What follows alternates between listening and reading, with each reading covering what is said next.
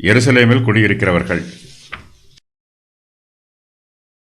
அதிகாரம் 11. ஜனத்தின் அதிகாரிகள் எருசலேமிலே குடியிருந்தார்கள்.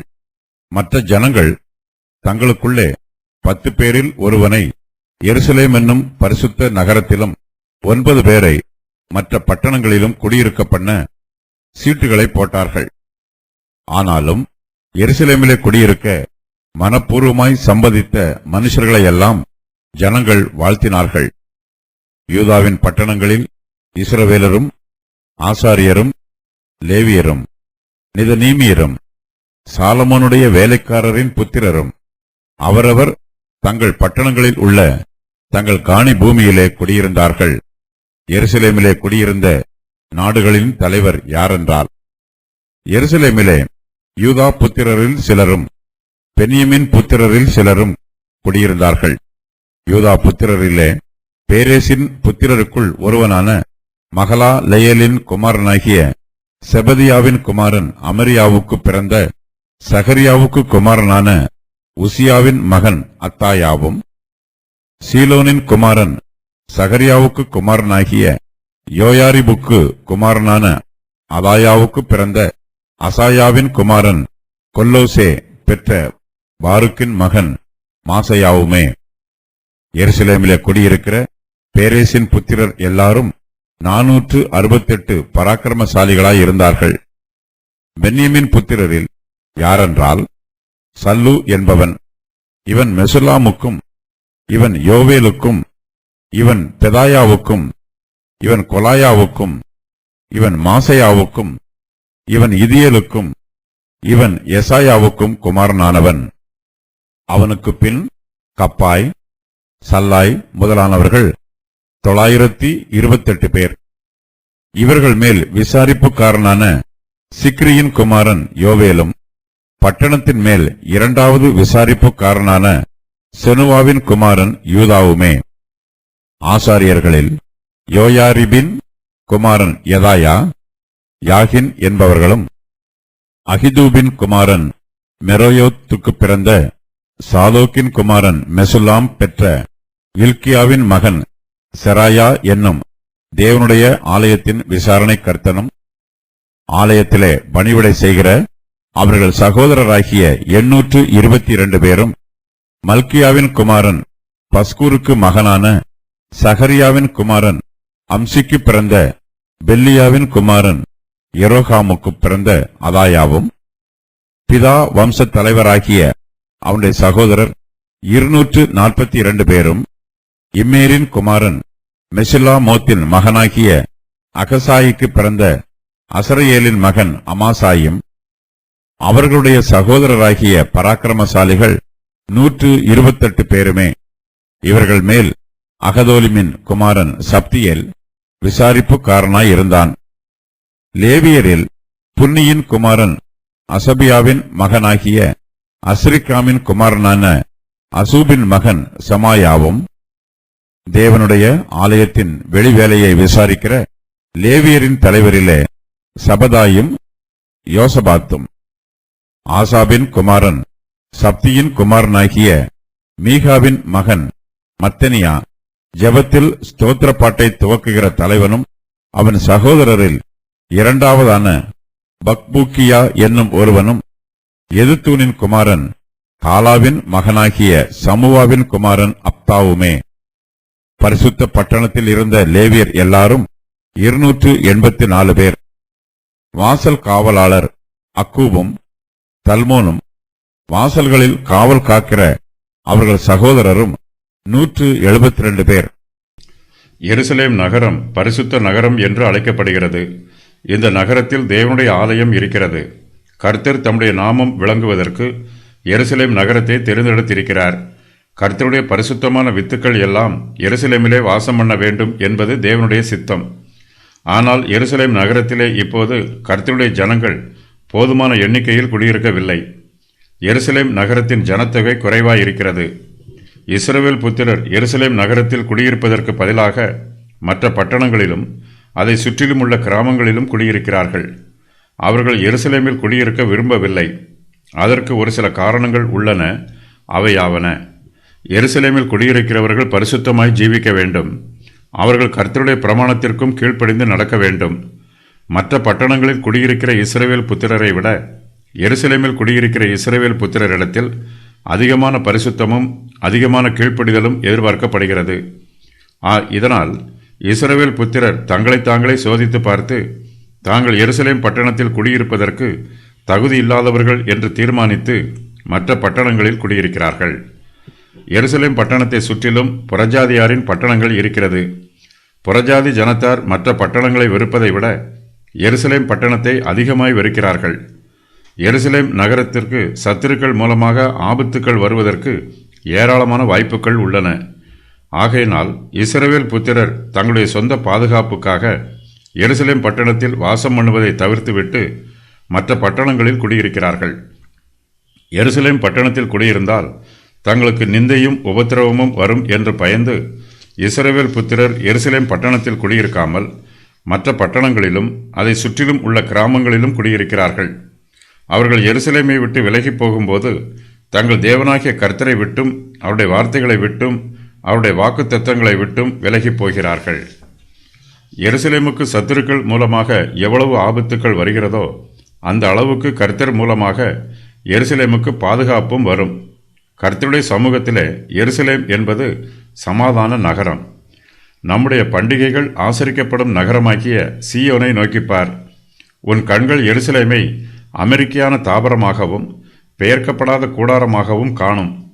இனி அதன் முளைகள் என்றைக்கும் பிடுங்கப்படுவதுமில்லை, அதன் கயிறுகளில் ஒன்றும் அருந்து போவதும் இல்லை.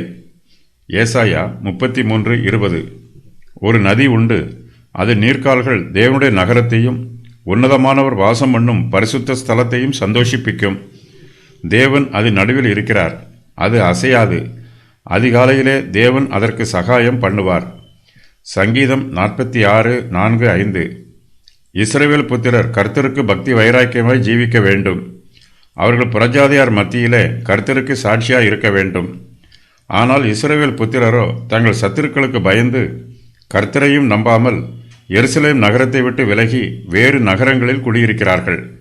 எருசலேமை ஒதுக்கி தள்ளுகிறவர்கள் கர்த்தரையும் கர்த்தருடைய வார்த்தைகளையும் யூத மார்க்கத்தையும் ஒதுக்கி தள்ளுகிறார்கள். எருசலேம் நகரத்தில் குடியிருந்தால் அங்கே உலக பிரகாரமான நன்மைகள் எதுவும் கிடைக்காது. எருசலேம் நகரம் ஒரு வியாபார நகரமோ அல்லது தொழில் நகரமோ அல்ல. இந்த நகரத்தில் வியாபாரத்தின் மூலமாக பணப்பழக்கமும் அதிகமாக இருக்காது. எருசலேமில் குடியிருக்கிறவர்களுக்கு உலக பிரகாரமான நன்மைகள் கிடைப்பதற்கு வாய்ப்பு இல்லை. ஆகையினால் இஸ்ரவேல் புத்திரரில் அநேகர் எருசலேமில் குடியிருக்காமல் உலக பொருட்களின் மீது ஆசைப்பட்டு மற்ற பட்டணங்களில் குடியிருக்கிறார்கள். இஸ்ரவேல் புத்திரரில் அநேகர் எருசலேமில் குடியிருக்காமல் மற்ற பட்டணங்களிலும் கிராமங்களிலும் குடியிருந்தாலும் ஜனத்தின் அதிகாரிகள் எருசலேமிலே குடியிருக்கிறார்கள். அதிகாரிகளின் நிர்வாக வசதிக்கு எருசலேம் நகரமே சரியான வாசஸ்தலம். அங்கே தாவீதின் வம்சத்தாருடைய சிங்காசனங்களாகிய நியாயாசனங்கள் வைக்கப்பட்டிருக்கிறது. சங்கீதம் 122:5. எருசலேம் நகரத்திலே அதிகாரிகளும் நியாயாதிபதிகளும் பிரபுக்களும் குடியிருக்கிறார்கள். இஸ்ரவேல் புத்திரர் மத்தியிலே பிரதானமானவர்கள் எருசலேமில் குடியிருக்கும் போது அவர்களோடு சேர்ந்து இஸ்ரவேல் புத்திரரில் சாதாரண ஜனங்களும் குடியிருக்கிறார்கள். இவர்களுடைய எண்ணிக்கை குறைவாக இருந்தாலும் எருசலேம் நகரமானது ஆளே இல்லாமல் வெறுமையாய் இல்லை. இஸ்ரவேல் ஜனத்தாரில் சிலர் தாங்களாகவே முன்வந்து எருசலேமிலே மனப்பூர்வமாய் குடியிருக்க வருகிறார்கள். இவர்கள் தங்களுடைய சொந்த நன்மைக்கு முக்கியத்துவம் கொடுக்காமல் இஸ்ரவேல் ஜனத்தாரின் பொதுவான நன்மைக்கு முக்கியத்துவம் கொடுக்கிறார்கள். எருசலேமிலே குடியிருக்க மனப்பூர்வமாய் சம்பதித்த மனுஷர்களையெல்லாம் ஜனங்கள் வாழ்த்துகிறார்கள். தாவீது, சாலமோன் ஆகியோர் ராஜாக்களாக இருந்த காலத்தில் எருசலேமின் சிறப்புக்கும் இப்போதுள்ள எருசலேமிற்கும் பெரிய வித்தியாசம் உண்டாயிற்று. சாலமோனின் காலத்தில் ஜனங்கள் எருசலேம் பட்டணத்திற்கு தேடிச் சென்று குடியேறினார்கள். ஆனால் இப்போதோ ஆட்களை தேடி பிடித்து எருசலேம் பட்டணத்தில் குடியேற்ற வேண்டிய சூழ்நிலை உண்டாயிற்று.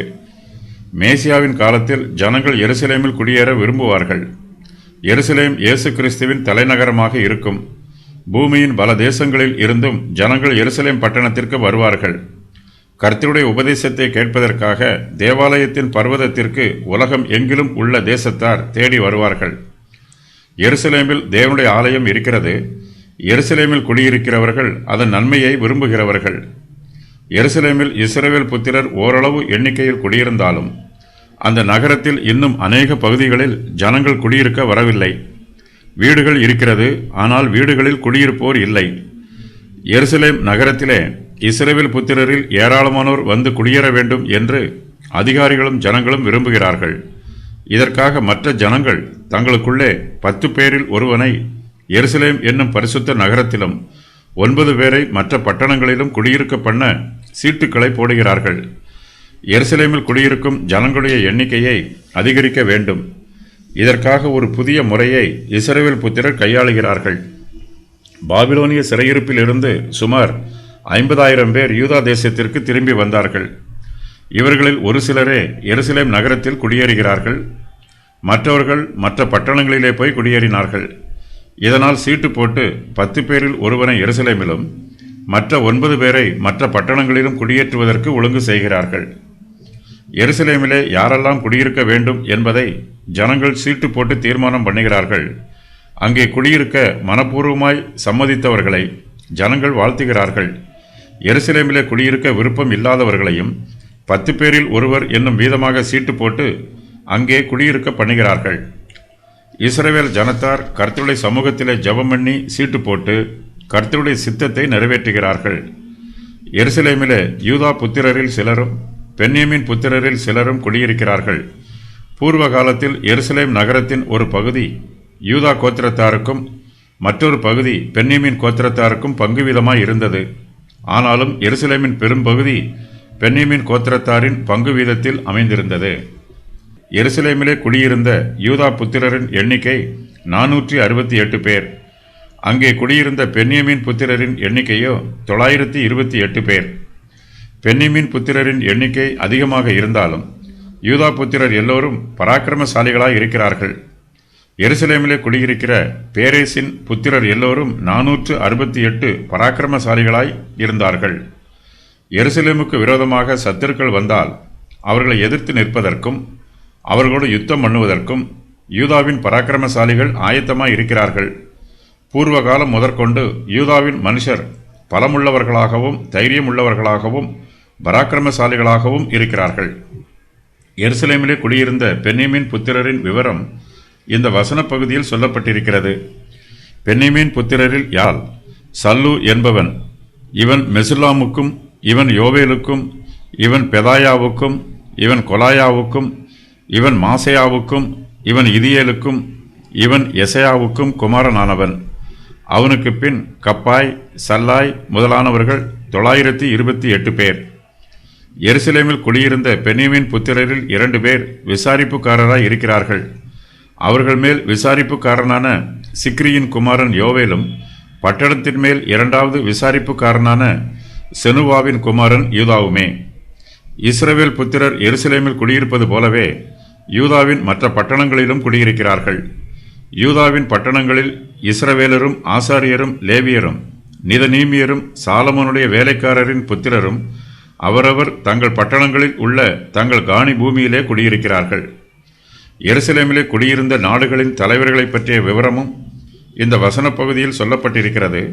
அவர்களின் விவரம் வருமாறு: அத்தாயா, மாசையா, சல்லு, கப்பாய், சல்லாய், யோவேல், யூதா, யதாயா, யாகின், செராயா, அலாயா, அமாசாய், சப்தியேல், சமாயா, சபதாய், யோசபாத், மத்தனியா, பக்புக்கியா, அப்தா, அக்கூப், தல்மோன், சீகா, கிஸ்பா, ஊசி, பெத்தகியா.